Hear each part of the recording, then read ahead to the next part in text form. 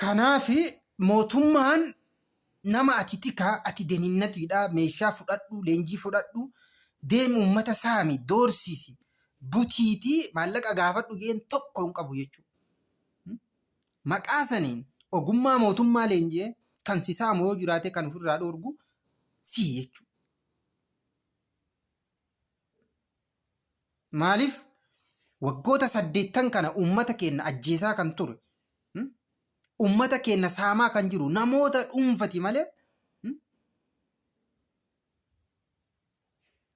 yookiin sadarkaa mootummaa sadarkaa dhaabbatatti argite instituushinii mootummaa tokkorratti miti jechuudha. Wanti kun kan raawwatamu nama dhuunfati.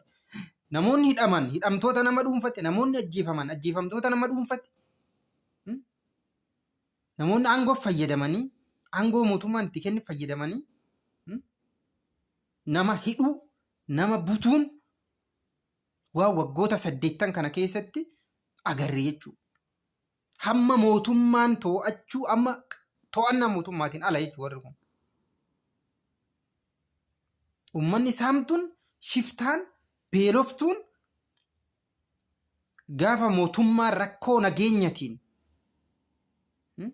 nama waa beeku nama sammuu qabu dhabetti shiftaan durriyyeen baalageen mootummatti dabalamuudhaan biyya tana argite biyya shiftaa gootee jirti jechuudha.